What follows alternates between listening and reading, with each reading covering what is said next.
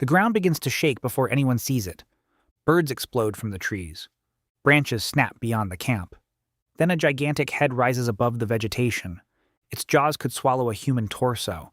Its teeth are thicker than a man's fingers. And behind them stands several tons of muscle. A Tyrannosaurus rex has found a group of prehistoric humans. They have wooden spears, sharp stones, fire, and perhaps 30 seconds to decide what to do. Could they survive? And with time to prepare, could humans actually kill a T-Rex? First, one fact must be clear. Humans and Tyrannosaurus rex never met. T-Rex disappeared around 66 million years ago. Our species arrived tens of millions of years later. So, this is not lost history. It is a thought experiment. Place skilled Stone Age hunters in the world of T-Rex. Give them prehistoric weapons, knowledge, and teamwork. And see which species survives. At first, the answer looks obvious.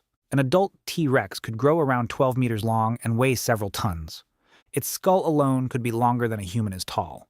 And its jaws did not merely tear flesh, they crushed bone. One successful bite would probably end the fight. The humans have no armor, no metal weapons, no walls. Their first instinct would not be to attack. It would be to run. But escaping across open ground would be a terrible plan. Scientists still debate exactly how fast T-Rex could move. It probably was not the impossible movie monster people imagine. But it would not need to be. A panicked human must avoid roots, rocks, and trees. The dinosaur only has to close the distance once. So the hunters would do what humans have always done against stronger animals. They would search for a weakness. Its tiny arms might seem like one. But those arms barely matter. Its real weapons are the enormous head, powerful legs, and heavy tail. Getting close enough to stab it would place a hunter beneath its jaws. A spear thrust might seriously injure the animal. But the hunter would probably not survive long enough to find out. What about throwing the spears?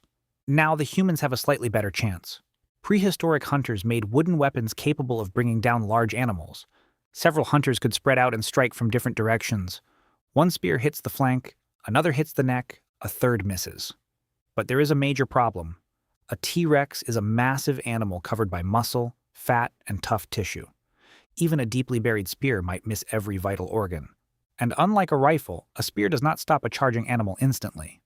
The dinosaur could be dying and still kill several hunters before collapsing. A direct attack would be a final act of desperation. The humans need distance, control, and most importantly, time. Their next weapon would be fire. Burning branches could create smoke, noise, and a wall of heat. The hunters might wave torches and surround the dinosaur with flames. But nobody knows how T-Rex would react. It might retreat, or panic and charge through the weakest point. Fire could protect the camp or guide the animal. But fire alone would be a gamble. The humans cannot overpower the dinosaur. They must make the landscape fight for them. Imagine they have several days to prepare. They study where the animal walks. They find a narrow path between rocks. Then they begin digging. Their plan is a pit, not a small hole with a few sharpened sticks. To stop a multi-ton predator, it must be enormous, deep enough to prevent escape, wide enough that it cannot step across, and strong enough to remain hidden until the animal places its full weight on it. Dozens of people might spend days digging with wooden tools, stone blades, and animal bones. They hide the opening beneath branches, grass, and loose earth. Then they wait. But a trap is useless unless the T-Rex enters it. Someone must become the bait. One hunter approaches from a distance. He makes noise. Perhaps he carries fresh meat. The dinosaur notices him. He runs toward the prepared path. The others remain hidden. Every part depends on timing. If he runs too slowly, he dies. If he turns too early, the dinosaur misses the trap. If the covering is too strong, it stays intact. If it is too weak, the human falls first. The T-Rex follows. The ground breaks. Several tons of animal crash downward. But the fight may not be over. If the pit is too shallow, the dinosaur may regain its footing. If one wall slopes, it may climb toward the surface. And approaching an injured predator would still be extremely dangerous. The humans stay above it. They throw rocks, drive long spears downward, and wait. Their final weapon is not strength. It is blood loss and exhaustion. There is another possibility. Instead of digging a giant pit, they might use existing terrain. A steep ravine, deep mud, a narrow canyon, or an unstable riverbank. Fire and coordinated movement could pressure the animal toward danger. This requires less construction, but even greater precision. One unexpected turn could send the dinosaur toward the hunters instead of the cliff. And that reveals the real answer. Could prehistoric humans kill a T-Rex under perfect conditions?